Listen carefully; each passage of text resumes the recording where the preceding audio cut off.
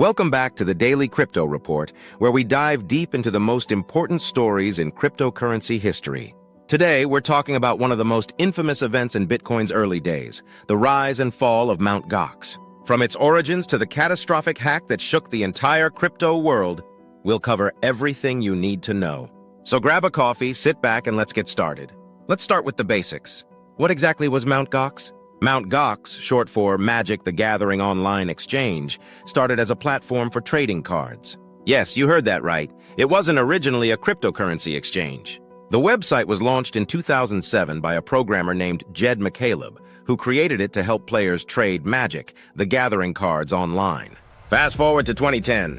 Bitcoin was gaining traction as a decentralized digital currency, and Jed saw an opportunity. He repurposed Mt. Gox into a cryptocurrency exchange, making it one of the first platforms where people could buy, sell, and trade Bitcoin. Later in 2011, Jed sold Mt. Gox to a French developer and entrepreneur named Marc Karpels. Under Karpels' leadership, Mt. Gox quickly became the largest Bitcoin exchange in the world, handling as much as 70% of all Bitcoin transactions globally at its peak.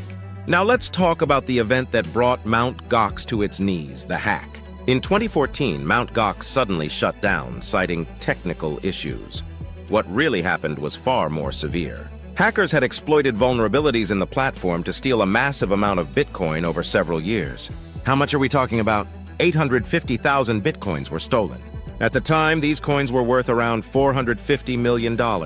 Today, with Bitcoin's price hovering around $100,000 or more, that stolen stash would be worth over $85 billion.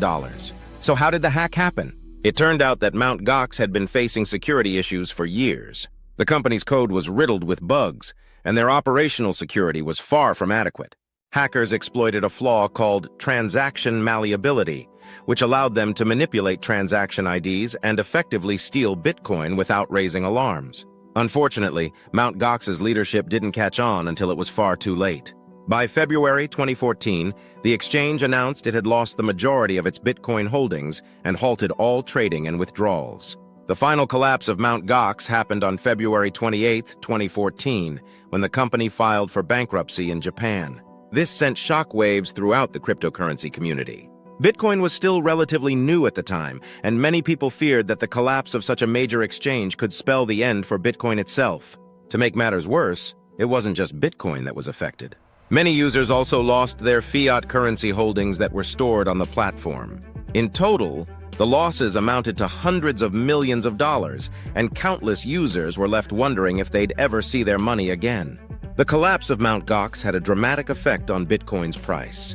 Before the news of the hack broke, Bitcoin was trading at around $1,200 per coin. As fear and uncertainty spread, the price plummeted to as low as $400, wiping out billions in market value. This wasn't just a financial blow, it was also a blow to Bitcoin's reputation.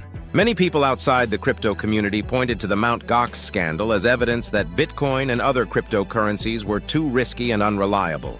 However, Bitcoin's resilience eventually became one of its defining features. While the collapse of Mt. Gox was a setback, it also highlighted the need for better security measures and more robust infrastructure in the cryptocurrency industry. You might be wondering, was anyone held accountable for what happened at Mt. Gox? The CEO, Marc Karpels, was arrested in 2015 on charges of embezzlement and falsifying financial records.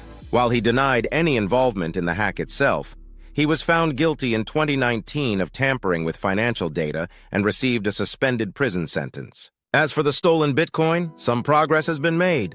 About 200,000 Bitcoin were recovered and placed in a trust to repay Mt. Gox's creditors. However, the process has been slow and complex, and many victims are still waiting to get their funds back. The Mt. Gox saga serves as a powerful cautionary tale.